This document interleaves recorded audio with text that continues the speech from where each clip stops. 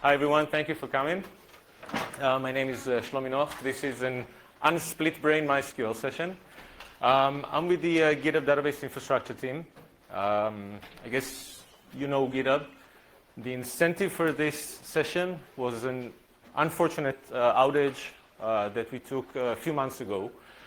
We had a split brain scenario, and I would like to quickly illustrate MySQL-wise what happened, and then discuss the rest of this session. So what we had basically is a data center network partition problem, right? An entire DC went down partition.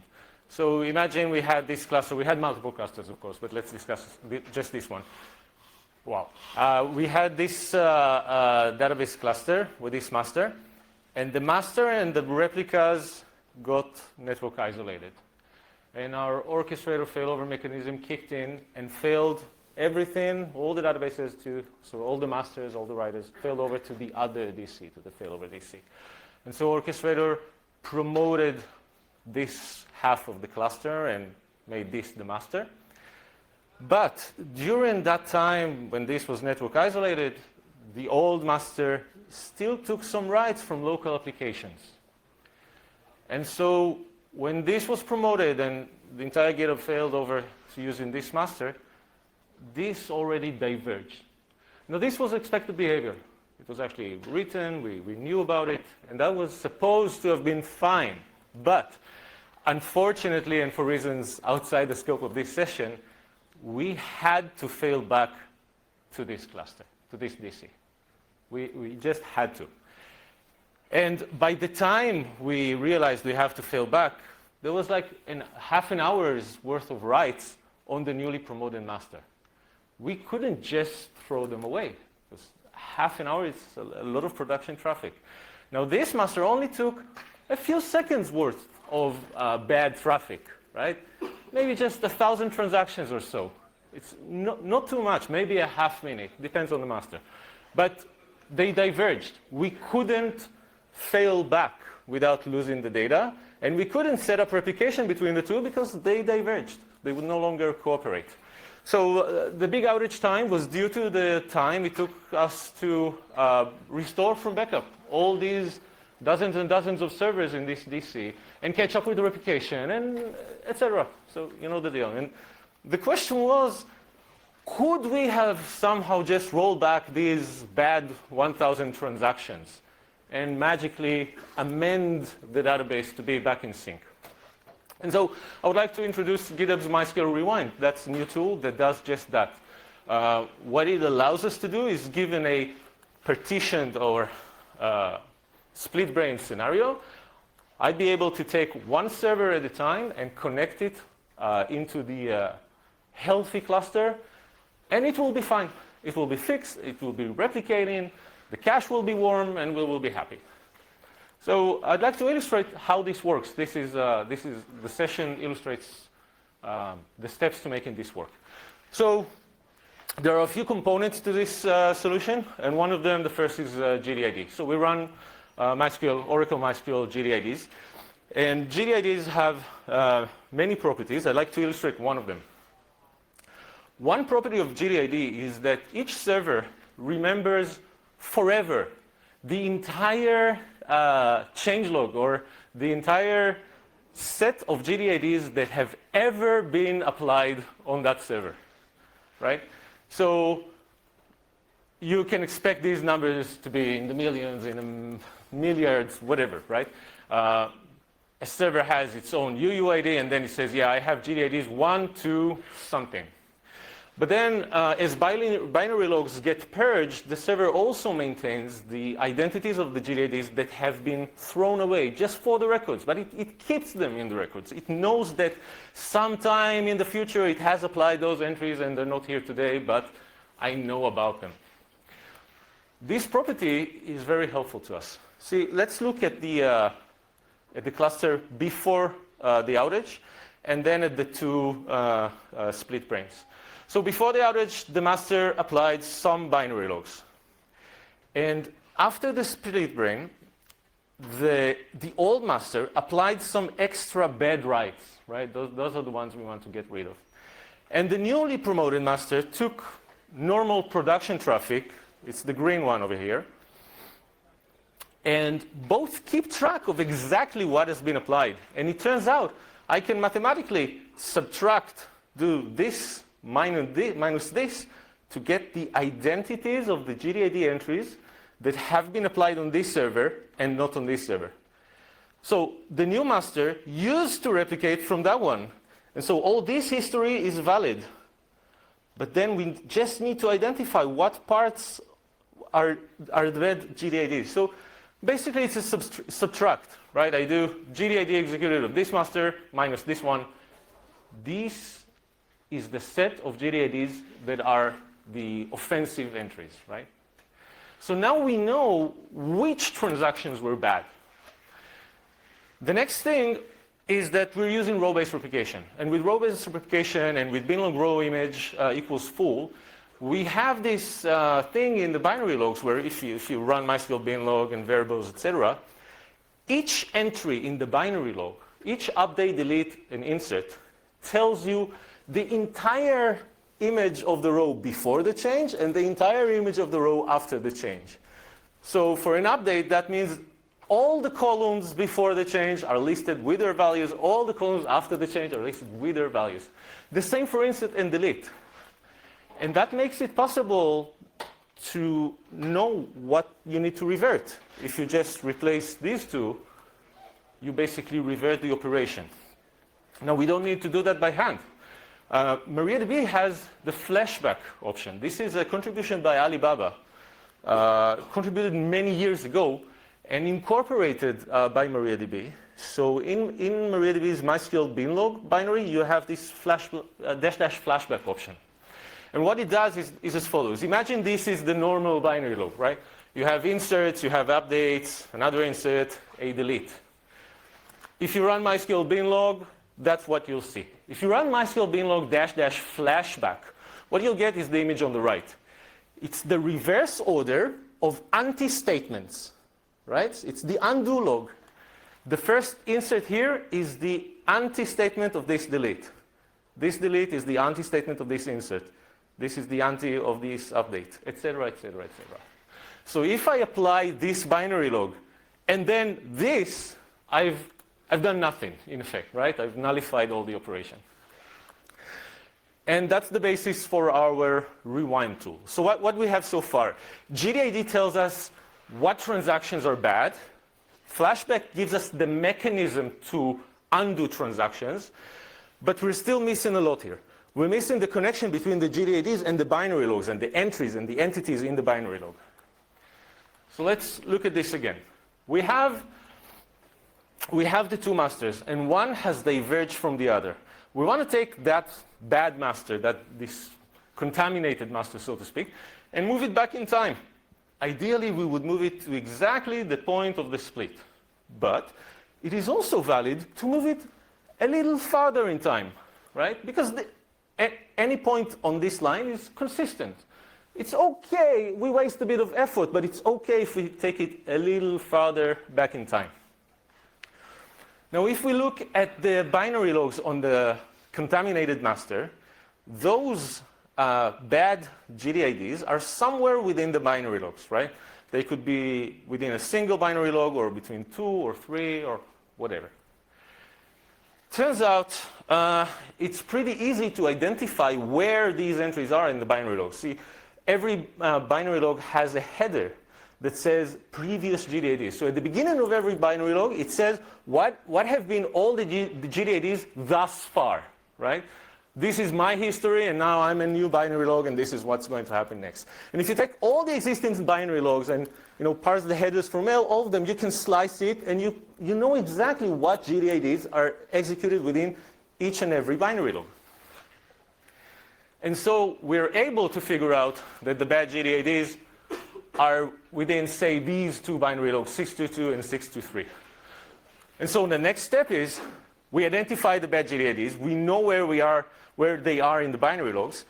We use MySQL binlog dash flashback to generate the anti-binary log of these two binary logs, right? We generate the anti-binary log of 623 and the anti-binary log of 622. and then we apply them to MySQL. Does that make sense? Yeah. No, so simple. Because MariaDB's MySQL binlog has no notion of MySQL GDID. It's a different product. It doesn't speak MySQL GDID. But we need MySQL GDID to tell us what went wrong. And so we need to do a little bit of hacking, like this simple awk and set script, which I clearly don't need to explain. It's self-explanatory. And we do a little bit of hacking. We inject some GDIDs, and we throw that back into MySQL, and we literally move MySQL back in time. So far, so good? Yes? Not so good. We moved back in time. The big question right now is, where are we? Is this the Renaissance? Is this the French Revolution? You know, all these movies, you move back in time, you need to figure out where you are. We are not in a good position right now because we can't just join back the replication stream as yet. If we look at the binary logs right now on that demoted master, we had those normal entries. We then had those bad entries.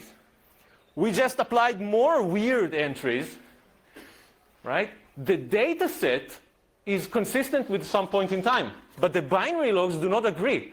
The GDID executed on that master thinks it's someplace completely different, like something is really, really messed up right now.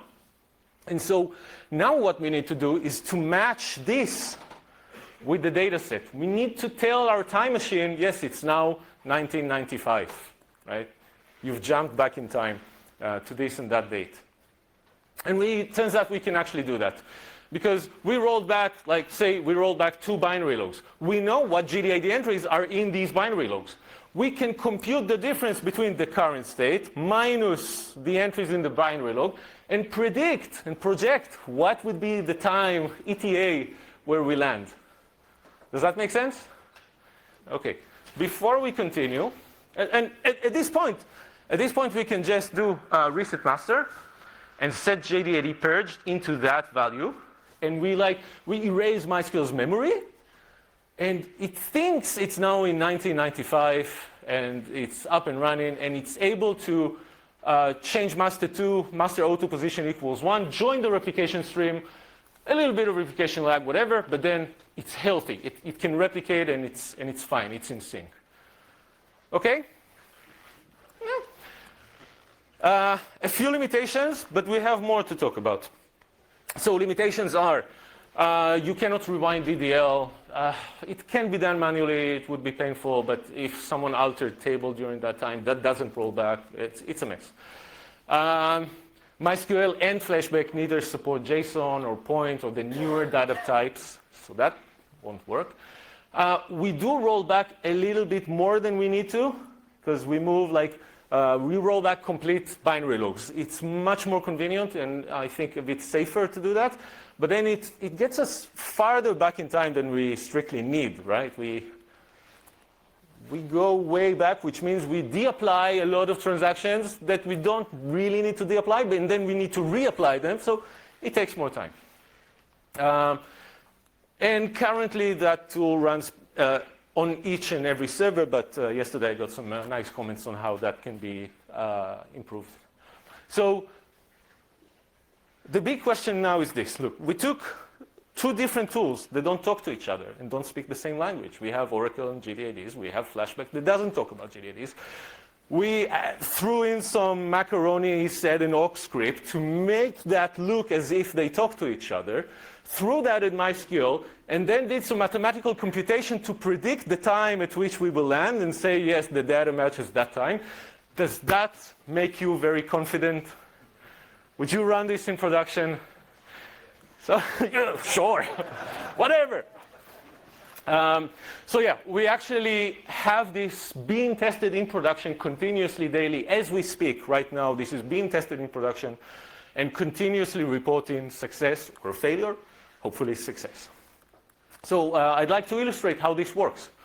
The basic idea is that ideally I would check some of the data on the server, do something bad, rewind, check some of the data again, and would find the exact same checksum. Make sense? There's two problems with that. First, my data set is too big. Like checksumming the entire data set would take days. That's not very friendly for testing. So if something does go wrong, it will take me a couple months just to figure out what happens. The other thing is that we're taking a checksum right now, but how can we predict that the time travel will return us to the exact same point? That's a bit of a problem. So we did figure this one out. And very quickly, it goes like this. We take a replica, right? It's a testing replica. It's not part of production. But it's a replication in the cluster. We stop replication. We issue a change master tool which resets the relay logs. It clears the relay logs. We rotate into a new relay log.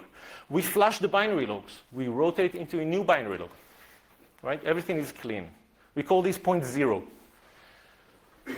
We grab 30 seconds worth of replication from the master, from production. But we don't apply it. We just run the IO thread, not the SQL thread. Now our relay logs are full with real, actual production, 30 seconds worth of data. The next thing we do is that we parse these relay logs and figure out what tables are actually being affected in these 30 seconds. These are not all of GitHub's tables. We can reduce the problem by only, we don't need to check some tables that aren't being affected right now. And so we analyze the tables. That's also too big. We only take reasonably small tables and one random big table, which leaves us still with like 30, 40, 50 tables each run, which we decide, okay, these are the tables being affected in the relay logs, and these are the tables we're going to checksum. That's going to take like between minutes and a few hours to checksum all these tables. We take a checksum. The next thing we do, we kick the SQL thread. We apply those changes on the server, which generates binary logs. Okay, so far?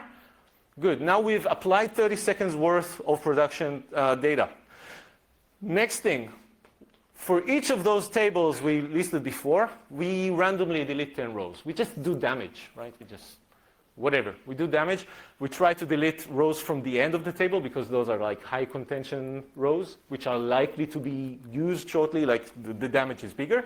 And just to not necessarily restricted, but for fun and glory, we also say, okay, now that we've corrupted the data, let's start replication for fun and try to apply even more production data. For us, this, like, within a second or two, this breaks because there will be a replication problem, right? We just deleted the row, someone else is trying to update it. Replication will break. We've made a mess, everything is broken, and this is where we throw MySQL Rewind into the game. And it fixes, it uses the algorithm we described earlier. It fixes the situation and moves us back in time. Now, we intentionally rotated the logs, and we intentionally grabbed a reasonable amount of production data that we can predict that it will return us to exactly point 0, the exact point where we took the initial checksum. So whether our prediction was correct, we'll see. Now that it has rewinded us, we checksum the tables again. We expect to find 100% match to the original checksum that we took before the test began. And we do. This actually works. This runs continuously all the time, right? The test is complete. We put the replication back into the cluster. It catches up with replication lag. We do it again and again and again and again and again. This gives us the confidence that the tool is actually doing what it's supposed to do. Cool. We don't really want to use that tool, ever, ever. We don't want to be in that situation ever again. It was not a good place to be. So we're really hoping to not do that. We are moving in multiple directions to never be in that situation again, to have plan B, C, D, E, and F to mitigate the problem, right? But if we do, we expect this tool to help us recover a server within minutes as opposed to many hours. And the server is up and the cache is warm, so it's going to be very good on replication lag, etc. So those are our expectations that we never expect to see again. The status right now, this is a shell script. It's just a 200 lines of shell script, just using Oracle's MySQL binlog and MariaDB's MySQL binlog and some shell and awk. At some point in the future, I'd like to incorporate that into Orchestrator, which is a little bit of a problem because I'm using external tools to make that happen. And fortunately, there's ongoing work. I don't know if Safe Harbor, etc. But I happen to know that, and this was presented yesterday, that Oracle have begun some work into this. So you would be able to like say, what are the GDAD entries in my binary logs? And let's select undo transaction of a given GDAD set. So any client could do that, and that would be really awesome. So I really want to ask Oracle to keep on working that, please, please. That would be really nice. And with that, I'm done. I have time for a couple questions? Yes. Questions? Yes, sir. Amazing presentation. Thank you. What about conflict resolution? If you start redoing transactions, you can't just, if you had two updates to the same table, if you undo a transaction and then it's been updated later, you must. Well, what I did was rolled back everything. Sorry. Okay, the question was if we have a conflict, what about conflict resolution? If we had two transactions updating the same table. What I did is I magically brought up an image from the past and made MySQL's memory, I reset the memory and said, yeah, you're in 1995, right? All memory of those two transactions is lost. They do not exist anymore, right? The binary log is linear, right? It's serialized. It was printed in a serialized form originally, and we de-applied it in a serialized form. So there is no concurrent transaction resolution needed here, so to speak. Okay. Yes, sir? Yes, we have already integrated this feature in the application manager, and the feedback is that it doesn't work for many workloads. First, you need rule-based replication, which is not the case all the time for big batch process, and also the DDL problem, yes. Temporary table, okay. Things like this. And so the way I figure it out in the application manager is by ZFS snapshot. Okay, so the gentleman says we already tried this with replication manager, which is also a failover mechanism, and there was feedback saying, yeah, DDL doesn't work, and you row binlog format, and so you're using file system snapshots to fix the problem. Okay, the ZFS. Cool. Yeah, we use row binlog formats, and we're willing to give this a try. So yeah. So. Okay. Last question, please. Is there any way you could have done all this magic without the GTID? I don't know, because we do use GDAD, so my state of mind was let's try and use that. I don't know. Right. Okay, thank you very much.